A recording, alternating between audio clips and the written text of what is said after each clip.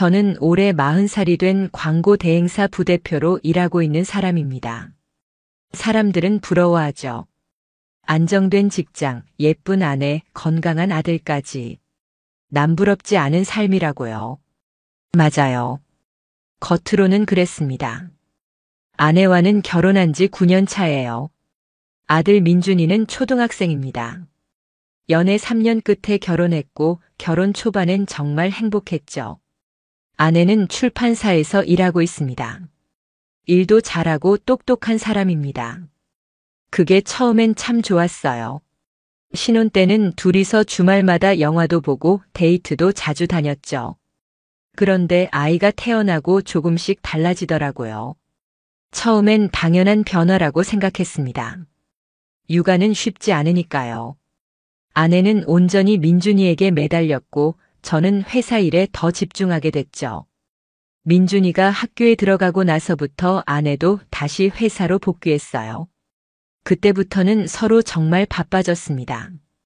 아침이면 서로 인사할 시간도 없이 출근 준비로 정신없고 저녁엔 둘 다 녹초가 돼서 말 한마디 못 나누고 누워버리곤 했어요. 가끔은 같은 집에 살아도 그냥 남 같다는 느낌이 들더라고요. 그래도 그러려니 했습니다. 주변 부부들도 다 그렇다니까요. 그러던 어느 날 회사에서 문제가 생겼습니다. 대표와의 갈등이 심해졌어요. 매출 목표는 자꾸 올라가는데 인원은 줄고 업무는 늘어났죠. 야근은 기본이고 주말에도 머릿속엔 온통 일 생각뿐이었습니다. 그런데 문제는 그렇게 힘들게 하루를 보내고 집에 와도 위로 한마디 들을 수가 없었어요. 아내는 늘 지쳐 있었죠. 출판 마감에 아들 학원 스케줄까지 챙기느라 본인도 버거웠을 테니 이해는 됩니다. 하지만 저도 사람인지라 점점 외로움을 느꼈어요. 나는 회사에서도 집에서도 버려진 느낌이야.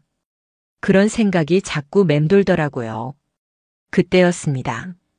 신제품 촬영 프로젝트가 잡혔는데 외주로 포토그래퍼 한 명이 새로 들어왔어요. 지아라는 사람이었습니다. 35 정도 되어 보였어요. 단발머리에 웃는 얼굴이 인상적이더군요. 처음엔 그냥 업무상 만난 사이였습니다.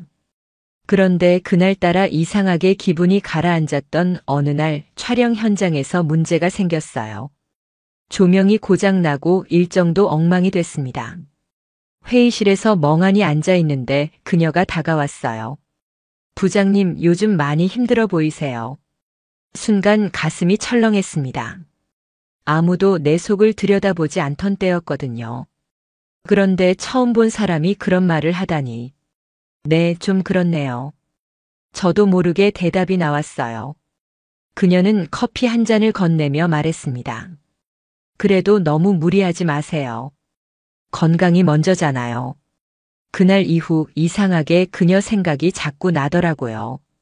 그렇게 우리 사이에 작은 불씨가 생겼습니다.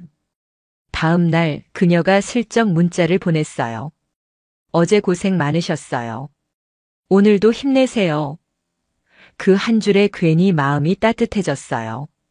그동안 누구에게도 그런 말을 들어본 기억이 없었거든요. 그게 시작이었습니다. 그날 이후로 자연스럽게 톡을 주고받기 시작했어요. 처음엔 업무 얘기뿐이었죠. 그런데 조금씩 사적인 이야기로 흘러갔습니다. 부장님, 주말엔 뭐 하세요? 그냥 집에 있죠. 아들이랑 놀아주거나 쉬고요. 아, 그러시구나. 저는 요즘 영화 보는 게 취미예요. 그렇게 가벼운 대화들이 오갔어요. 저는 점점 그녀와의 대화가 기다려졌습니다. 회사에선 지치고 집에서도 말 붙일 사람이 없던 상황이었으니까요. 그때부터였어요.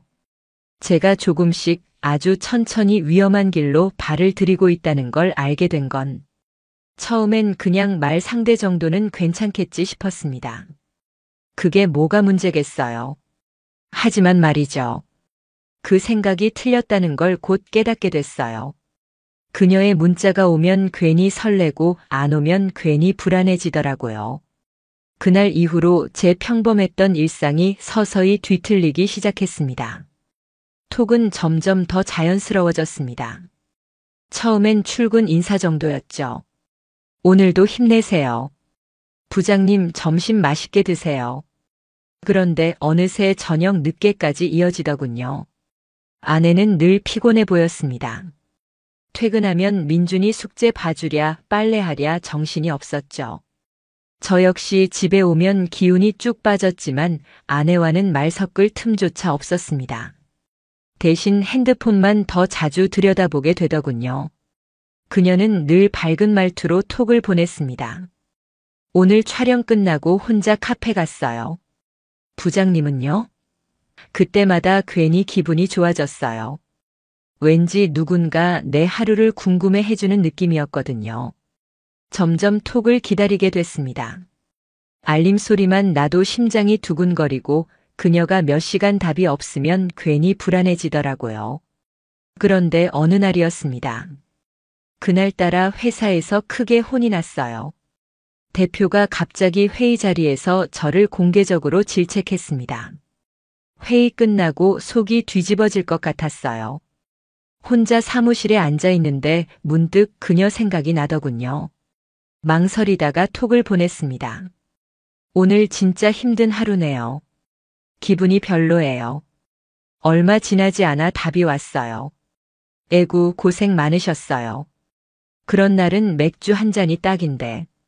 그 한 줄에 뭔가 뭉클해졌어요. 그동안 아내한테 이런 말을 들어본 기억이 나지 않았거든요. 물론 아내는 육아랑 일에 치여 바빴지만 저도 힘든 건 마찬가지였으니까요. 그날 저녁 와이프는 민준이랑 일찍 잠들었어요. 저는 소파에 앉아 핸드폰만 만지작거렸습니다. 지금도 혼자 계세요? 그녀의 톡이 또 왔어요. 네. 그냥 조용히 맥주 한 캔 따고 있어요. 답장을 보내니 곧 이어졌습니다. 혼자 마시지 말고 다음엔 같이 해요. 맥주 한 잔 하자고요. 그 순간 손끝이 덜덜 떨렸어요. 가슴이 쿵 내려앉는 기분이었죠. 괜찮을까? 머릿속이 복잡해졌습니다. 그러다 저도 모르게 답을 쓰고 있었어요. 좋아요. 언제 시간 괜찮으세요? 순간 손을 놓고 후회가 밀려왔어요. 내가 지금 뭐 하는 거지? 그때 아내가 깨어서 거실로 나왔어요. 뭐 해? 아, 그냥 뉴스 좀 보고 있었어. 급히 핸드폰을 뒤집었습니다. 가슴이 쿵쿵 뛰었습니다. 아내는 피곤한 얼굴로 물 한 잔 마시고 다시 들어갔어요. 그녀가 다시 톡을 보냈습니다. 이번 주 금요일 어때요? 촬영 끝나고 근처에 좋은 바 알아놨어요. 한참을 망설이다가 결국 괜찮아요라고 답하고 말았습니다. 그날 밤 잠이 오질 않았어요. 이렇게까지 가도 되는 걸까? 그냥 맥주 한 잔인데 뭐 어때? 우린 친구처럼 지내는 거잖아. 수없이 자기 합리화를 반복했습니다. 하지만 속으로는 알았습니다. 이미 마음이 움직이고 있다는 걸요. 아침이 밝았습니다. 출근 준비를 하는 아내의 모습이 눈에 들어왔어요. 그녀는 피곤한 얼굴로 민준이 도시락을 싸고 있었죠. 괜찮아? 요즘 많이 힘들어 보여. 응, 요즘 좀 그렇네. 근데 괜찮아. 그 말에 더 미안해졌습니다. 하지만 이미 금요일 약속을 잡아버린 저는 그 미안함마저 외면하고 싶었습니다. 그날부터 시간이 참 안 가더군요. 금요일만 기다리게 됐어요. 어느새 톡 알림을 기다리는 제 자신이 낯설게 느껴졌습니다. 이게 정말 괜찮은 걸까? 머릿속이 뒤죽박죽이었죠. 그렇게 위험한 발걸음은 점점 더 깊어지고 있었습니다. 드디어 금요일이 됐습니다. 아침부터 온몸이 묘하게 긴장되더군요. 가슴이 자꾸 쿵쾅거렸어요. 출근 준비를 하는데도 마음이 어딘가 붕 떠 있었습니다. 와이프는 평소처럼 민준이 도시락을 준비하고 있었어요. 저는 괜히 눈을 피하며 옷매무새를 정리했습니다. 혹시 오늘 저녁 약속이 들킬까봐 괜히 불안하더군요. 하지만 아내는 별다른 의심 없이 바쁜 아침을 보내고 있었어요. 그 모습에 더 미안해졌습니다. 가슴 한쪽이 먹먹했어요. 그냥 맥주 한잔 하는 건데 머릿속으로 수없이 변명을 되뇌었지만 마음 한구석이 편하진 않았습니다. 출근길 내내 핸드폰만 들여다보게 되더군요.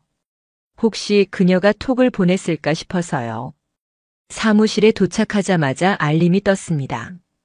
오늘 저녁 기대돼요. 그 한 줄에 심장이 빠르게 뛰었습니다. 숨이 턱 막히는 느낌이었어요. 그렇게 하루 종일 일에 집중할 수가 없었습니다. 회의 때도 딴 생각만 났어요.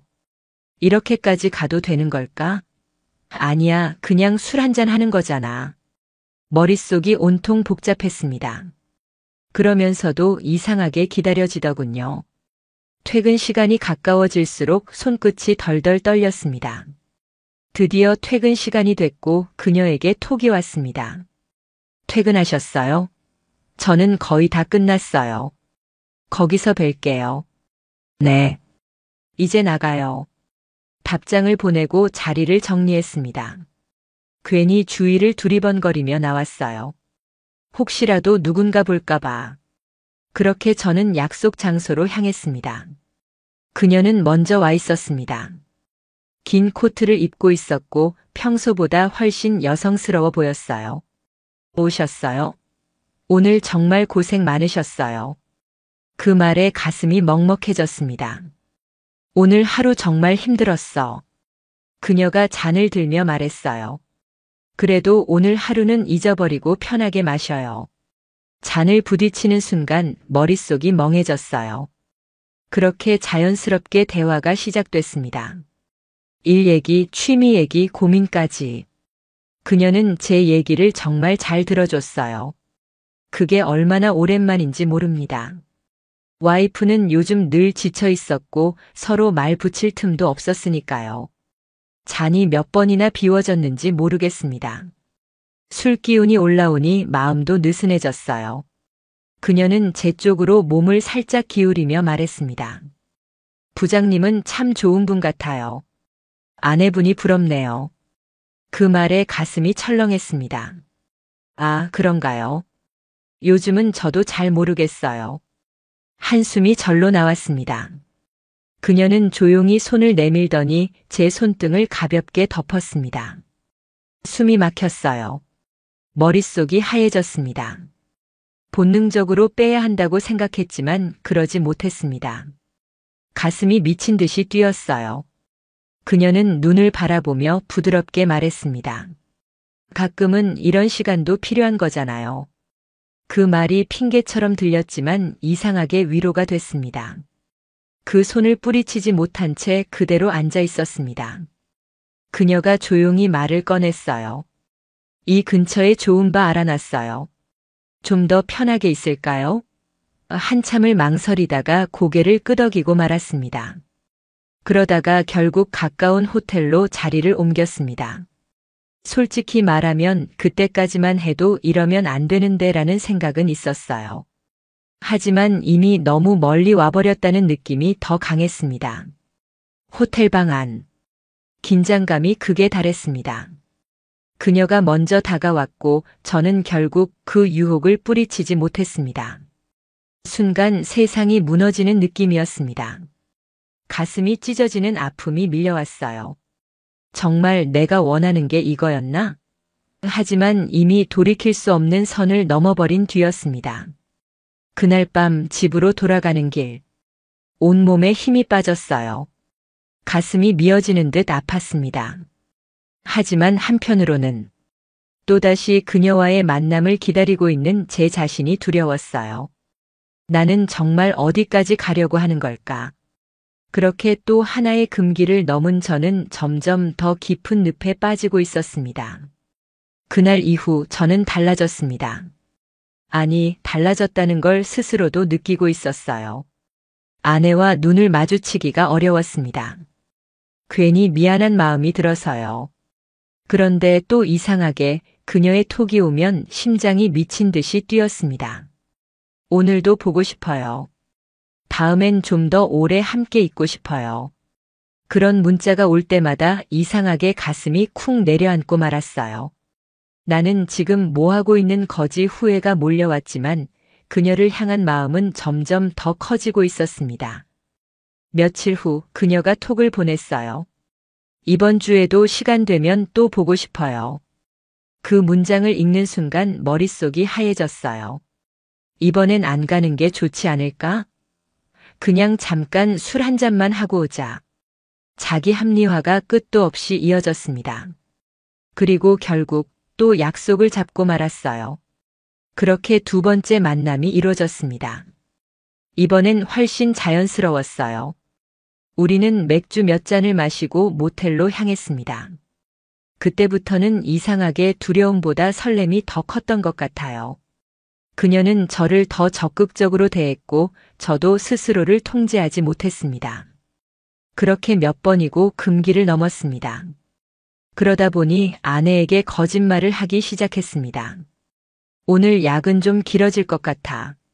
팀장님이 갑자기 회식 잡아서 좀 늦겠어. 처음엔 죄책감이 너무 심해서 말할 때 목소리도 떨렸습니다. 그런데 반복되다 보니 점점 익숙해지더군요. 그게 더 무서웠습니다. 아내는 처음엔 별 의심이 없었어요. 그래? 요즘 회사 일 많나 보네. 응, 요즘 좀 바빠. 그렇게 대화를 끝냈습니다. 하지만 거짓말은 오래 숨길 수 없는 법이더군요. 어느 날이었습니다. 출장이라는 핑계를 대고 그녀와 모텔에서 하루를 보냈어요. 다음 날 아침 집에 돌아왔는데 아내가 묘한 눈빛으로 저를 보더군요. 출장 갔다 왔어? 응. 피곤해서 바로 들어왔어. 그런데 아내가 말없이 고개만 끄덕였습니다. 순간 가슴이 쿵 내려앉았어요. 혹시 눈치챈 건 아닐까? 불안감이 엄습해왔습니다. 그날 밤 저는 평소보다 더 살갑게 굴었습니다. 오늘 민준이는 잘 잤어? 응. 잘 놀다 왔어. 아내는 그저 짧게 대답만 하더군요. 눈빛은 여전히 묘했습니다. 그날 밤 잠이 오지 않았어요. 식은땀이 흘렀습니다. 들켰나 아직까진 아닐 거야. 티내지 말자. 평소처럼 행동하자. 스스로를 그렇게 다독였습니다. 하지만 아내는 분명 뭔가 이상함을 감지한 눈치였습니다. 그리고 저는 그 와중에도 또 그녀와의 만남을 기다리고 있었습니다. 이제 정말 그만둬야 하지 않을까? 수십 번 생각했지만 그녀의 톡 한 줄이면 다시 무너지고 말았어요. 그립다. 또 보고 싶어요. 그렇게 저는 점점 더 깊은 늪으로 빠져들고 있었습니다. 그리고 아내는 분명 조금씩 저의 변화를 알아차리고 있었습니다. 그때부터였습니다. 제 일상은 완전히 달라졌어요. 회사, 집, 그리고 그녀. 세 가지 삶을 따로따로 사는 느낌이었습니다. 아침엔 평소처럼 출근하고 회사에선 멍하니 핸드폰만 바라보게 되더군요. 그녀의 톡이 언제 올까 회의 중에도 괜히 핸드폰을 쳐다보게 됐어요. 보고 싶어요. 오늘도 만날 수 있을까요? 그 한 줄이면 가슴이 쿵 내려앉았습니다. 숨이 막혔어요. 머릿속은 온통 그녀 생각뿐이었고 업무는 뒷전으로 밀려났습니다. 회의 자료를 놓치기도 하고 보고서 제출도 자꾸 늦어졌어요. 대표에게 몇 번이나 눈치를 받았습니다. 요즘 왜 그래? 예전 같지 않잖아. 죄송합니다. 정신이 좀 없어서요. 입술이 바짝 말라왔습니다. 그러면서도 그녀와의 만남은 계속 이어졌어요. 이번 주는 며칠이나 만날 수 있어요? 글쎄, 최대한 시간 만들어 볼게요. 이런 톡을 주고받으며 하루하루가 흘러갔습니다. 자연스럽게 거짓말도 늘어났죠. 오늘 야근 있어. 출장 잡혀서 지방 다녀와야 해. 대표님이 갑자기 회식하재. 와이프는 처음엔 믿는 눈치였어요. 그래? 요즘 일 진짜 많나 보네. 민준이도 아빠 못 봐서 아쉬워하던데. 그 말에 가슴이 찢어지는 듯 아팠습니다.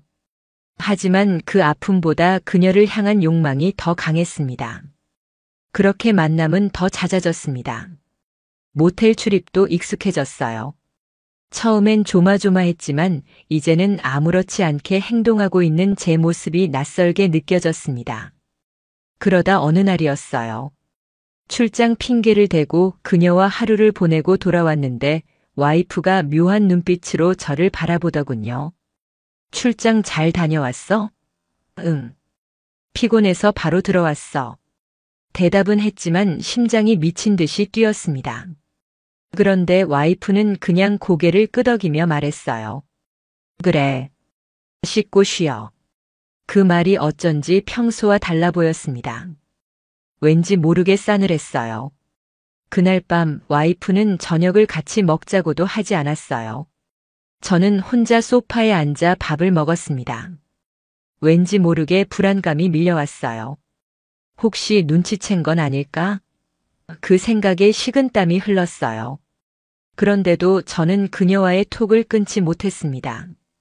오늘도 너무 행복했어요. 언제 또 만나요? 그 문자를 보는 순간 또다시 심장이 빠르게 뛰었습니다. 머릿속은 복잡했어요. 이제 정말 그만둬야 하지 않을까? 근데 아직은 아니다. 조금만 더. 스스로를 변명으로 감싸며 계속 거짓말을 이어갔습니다.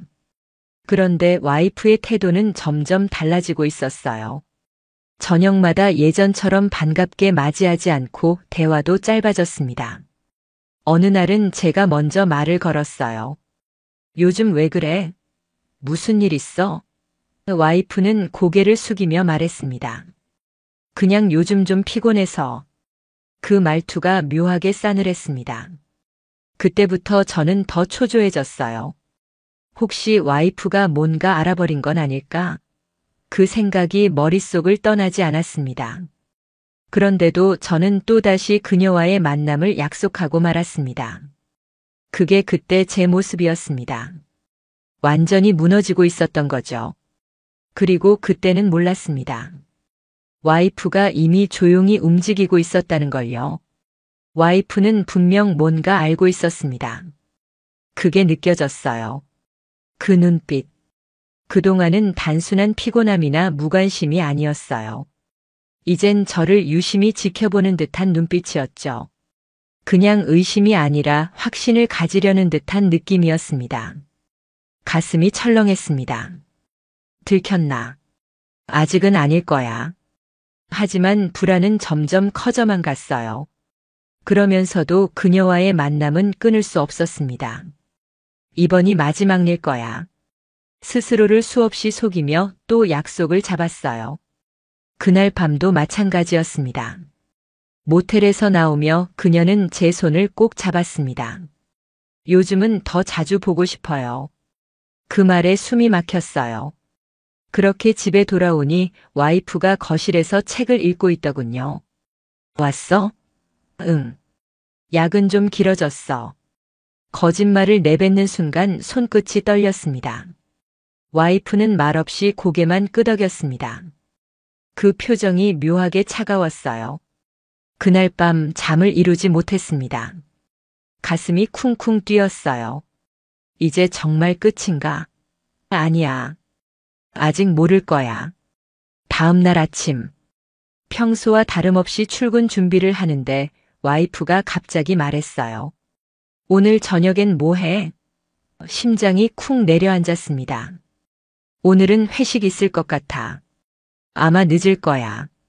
억지로 자연스러운 척 했지만 제 목소리는 떨리고 있었어요. 와이프는 묘한 미소를 지으며 말했습니다. 그래. 잘 다녀와. 그 말이 왜 그렇게 무섭게 들리던지요. 그날도 또 그녀와 만났습니다. 하지만 마음 한구석은 계속 불안했어요. 그리고 주말. 와이프가 갑자기 말을 꺼냈습니다. 나 오늘 민준이 데리고 친정 좀 다녀올게. 집에서 좀 쉴 시간 필요해서. 그래? 알겠어. 겉으론 태연하게 대답했지만 속으론 식은땀이 흐르더군요. 혹시 뭘 알아보려는 건 아닐까? 그렇게 와이프가 나간 사이 저는 괜히 거실을 서성이며 불안에 떨었습니다. 그리고 그날 밤 와이프는 돌아와서 말없이 저녁을 준비했습니다. 그 눈빛이 여전히 차가웠어요. 그때는 몰랐습니다. 그녀가 그날 제 핸드폰 패턴을 유심히 살펴보고 있었다는 걸요. 며칠 후, 저는 퇴근 후 샤워를 하고 있었어요. 평소처럼 핸드폰을 침대 위에 두고 들어갔죠. 그런데 이상했습니다. 샤워를 마치고 나오니 핸드폰 위치가 미묘하게 달라져 있었어요. 가슴이 철렁했습니다. 설마. 그때 와이프가 다가와 핸드폰을 들고 말했습니다. 이거 왜 이렇게 잠거나? 그냥 사생활 좀 지키고 싶어서.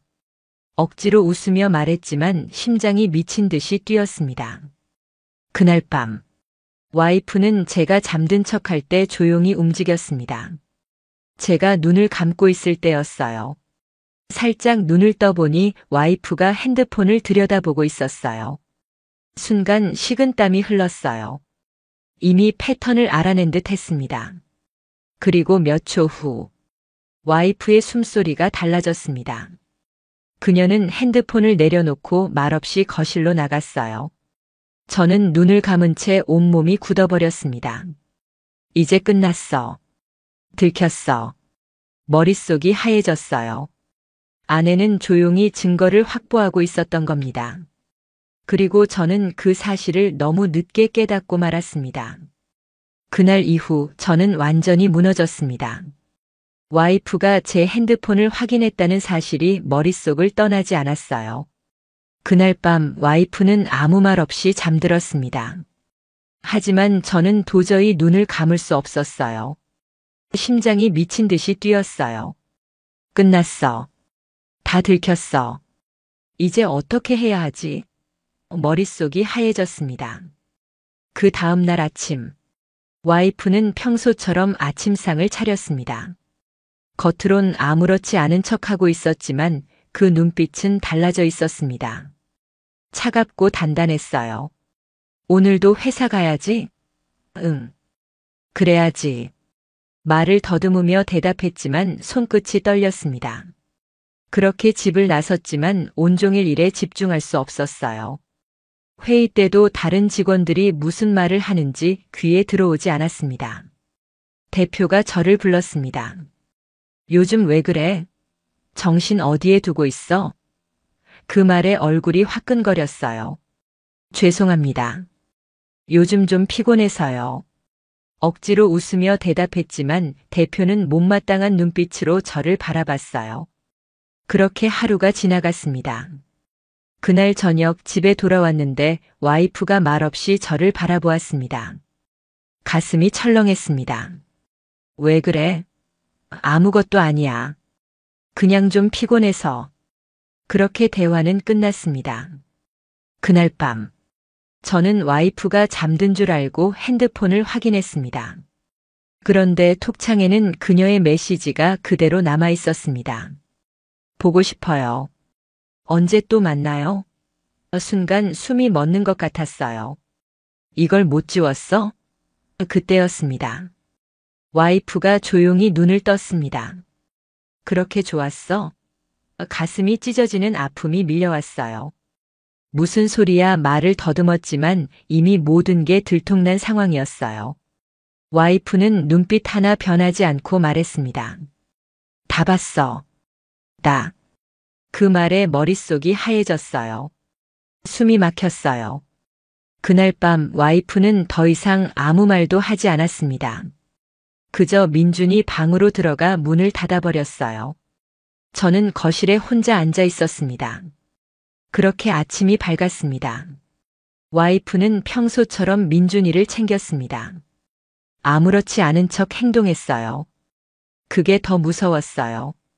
저는 기회를 봐서 말을 꺼냈습니다. 미안해. 내가 잘못했어. 그런데 와이프는 고개만 끄덕였습니다. 지금은 말하고 싶지 않아. 그렇게 말한 뒤 민준이와 함께 집을 나갔어요. 그 모습이 너무 담담해서 더 두려웠습니다. 그때는 몰랐어요. 와이프가 이미 변호사와 연락을 시작했다는 걸요. 그로부터 며칠 후, 회사에서도 이상한 낌새가 돌기 시작했습니다. 대표가 저를 다시 불렀어요. 요즘 회사 이미지에 문제되는 소문이 돌고 있다는데 무슨 일 있어? 순간 식은땀이 흘렀어요. 그럴 리가요. 별일 없어요. 억지로 웃었지만 대표는 더 이상 믿지 않는 눈치였어요. 그날 밤, 와이프는 말없이 서류 하나를 제 앞에 내밀었습니다. 변호사 선임했어. 준비해. 그 말에 세상이 무너지는 느낌이었어요. 가슴이 찢어지는 아픔이 밀려왔습니다. 잠깐만, 그건 너무 이미 늦었어. 그렇게 와이프는 다시 민준이 방으로 들어가 버렸어요. 저는 그 자리에서 주저앉고 말았습니다. 이제 모든 게 끝났다는 걸 그때서야 뼈저리게 깨달았어요. 하지만 그때는 더 큰 일이 기다리고 있다는 걸 아직 몰랐습니다. 그날 이후 저는 제대로 숨을 쉴 수가 없었습니다. 아내는 더 이상 소리치지도 않았어요. 그냥 담담하게 저를 무시했어요. 그게 더 무서웠습니다. 민준이 앞에서는 평소처럼 행동했지만 저와는 눈도 마주치지 않았어요. 말없이 밥을 차리고 말없이 방으로 들어가고 그런 나날이 이어졌습니다. 그러던 어느 날이었어요. 회사에서 회의를 마치고 나오는데 와이프에게서 문자가 왔습니다. 오늘 저녁에 시간 좀 내. 심장이 쿵 내려앉았습니다. 식은땀이 흘렀어요. 뭐지? 또 무슨 얘기를 하려는 거지? 그날 저녁, 저는 집에 일찍 들어갔습니다. 와이프는 거실 테이블에 서류 몇 장을 꺼내놓고 기다리고 있었어요. 앉아. 그 말투가 너무 차가워서 숨이 막혔어요. 저는 조심스레 앉았습니다. 와이프는 말없이 서류를 밀어주더군요. 이혼 조정 신청서 그 제목을 보는 순간 머릿속이 하얘졌어요. 변호사 상담 다 끝냈어. 증거도 충분히 확보했고. 그 말에 가슴이 찢어지는 아픔이 밀려왔어요. 제발 우리 민준이 생각 좀 해. 그렇게 애원했지만 와이프는 눈 하나 깜짝하지 않았어요. 민준이? 민준이를 생각했으면 이런 짓을 하지 말았어야지. 그 말에 아무 말도 할 수가 없었어요. 그때는 몰랐습니다. 와이프가 이미 증거를 정리해서 법적 절차에 들어갔다는 걸요. 며칠 후, 회사에서도 상황이 심상치 않았어요. 갑자기 인사팀에서 호출이 왔습니다. 개인적인 문제로 회사 이미지에 피해가 간다는 민원이 들어왔어. 무슨 일인지 설명해. 식은땀이 났어요. 누가 민원을 넣었는지 뻔히 알 수 있었거든요. 죄송합니다. 오해가 좀 있는 것 같습니다. 그렇게 변명했지만 이미 분위기는 싸늘하게 식어 있었습니다. 그날 밤 집에 돌아왔는데 와이프는 민준이를 데리고 친정으로 간 상태였어요. 거실 테이블 위에는 쪽지 하나가 놓여 있었습니다. 변호사 통해 연락할게. 그 한 줄에 심장이 철렁했습니다. 아, 끝났구나. 그제야 실감이 났어요. 그날 밤, 혼자 텅 빈 집에 앉아 핸드폰만 들여다봤습니다. 그녀에게 전화를 걸까 말까 수십 번 망설이다가 결국 통화 버튼을 눌렀어요. 여보세요? 나야. 나 좀 힘들어. 그녀는 한참을 침묵하더니 말했습니다. 나도 이 상황 부담스러워. 잠시 연락 좀 쉬자. 그 한마디에 가슴이 철렁했어요. 모든 게 무너지고 있었습니다. 집도 가족도 직장도 그녀마저도. 그렇게 저는 혼자 남겨진 기분으로 텅 빈 집 안에 앉아 있었습니다. 하지만 그게 끝이 아니었습니다. 그로부터 며칠 후 법원에서 도착한 등기 우편을 받았습니다. 이혼 조정 신청서 및 상간자 소송 안내문 손끝이 떨렸어요. 봉투를 뜯는 순간 손에서 종이가 미끄러질 뻔했습니다. 그 안엔 제가 상상도 못한 내용들이 들어 있었습니다. 와이프는 이미 그녀의 신상까지 파악한 뒤 상간자 소송까지 진행하고 있었던 겁니다. 그때야 깨달았어요. 이건 단순한 가정 문제로 끝날 일이 아니라는 걸요. 그리고 더 큰 파도가 몰려오고 있었습니다. 법원에서 날아온 서류를 손에 쥐고 저는 멍하니 앉아 있었습니다. 숨이 막혔어요. 손끝이 덜덜 떨렸어요. 진짜 끝났구나. 그렇게 생각이 드니 눈앞이 깜깜해졌어요. 아내는 더 이상 연락을 받지 않았습니다. 변호사를 통해서만 연락이 오고 갔어요. 이혼 조정 신청과 함께 상간자 소송도 정식으로 접수됐습니다.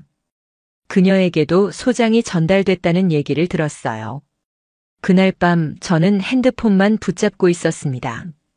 톡창을 열었다 닫았다 반복했어요. 그녀에게 연락하고 싶었지만 잠시 연락 쉬자던 마지막 말이 머릿속에 맴돌았습니다. 그래도 견딜 수 없었어요. 그렇게 수차례 전화를 걸었습니다. 하지만 신호만 가고 받질 않았어요. 톡도 보냈습니다. 나 너무 힘들어. 제발 한 번만 연락 줘. 답은 없었습니다. 며칠이 지났습니다. 그녀에게서 여전히 연락은 없었어요. 그렇게 저는 점점 더 깊은 수렁으로 빠져들고 있었습니다. 그런데 어느 날 밤 핸드폰이 울렸습니다. 그녀에게서 걸려온 전화였습니다. 심장이 쿵 내려앉았습니다. 여보세요? 나야. 나 좀 힘들어. 그녀는 한참을 침묵하더니 말했습니다. 나도 지금 너무 무서워. 그 말에 숨이 막혔어요. 나도 어떻게 해야 할지 모르겠어. 당분간 잠수 타고 있으려고 했는데 더 이상 못 견디겠어. 그녀는 떨리는 목소리로 말을 이어갔습니다. 업계 커뮤니티에 내 얘기 다 퍼졌어. 프리랜서 단톡방에도 내가 상간자로 소송당했다고 떠돌고 있대.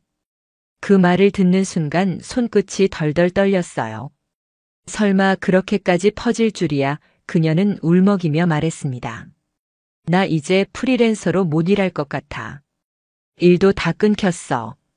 그렇게 그녀와의 통화도 끝이 났습니다. 모든 게 산산조각 났어요. 가족도 잃고 직장도 잃고 그녀마저도 무너져 가고 있었습니다. 그때야 실감이 났습니다. 내가 저지른 일이 얼마나 돌이킬 수 없는 일이었는지. 하지만 후회하기엔 너무 늦었어요. 며칠 후 회사에서도 상황은 악화됐습니다. 회사 게시판과 내부 커뮤니티에 저와 그녀의 관계에 대한 글이 올라온 겁니다. 광고팀 부장이 불륜으로 소송까지 당했다더라. 프리랜서 누구랑 그렇다더라. 소문은 순식간에 퍼졌어요. 대표가 저를 불렀습니다. 그게 사실이야? 저는 아무 말도 할 수 없었습니다. 더는 회사 이미지에 타격을 줄 순 없어. 당분간 업무에서 빠져. 그렇게 저는 보직 해임 통보를 받았습니다. 숨이 막혔어요. 가슴이 철렁했습니다. 그날 밤 혼자 텅 빈 집에 앉아 핸드폰만 들여다봤습니다. 다시 톡을 보내볼까 망설이다가 결국 보내지 못했습니다. 그녀도 지금은 저를 원망할 테니까요. 며칠 후 변호사를 통해 최종 조정 날짜가 통보됐습니다. 그날 법원에서 이혼에 합의했습니다. 와이프는 마지막까지 저를 쳐다보지도 않았어요.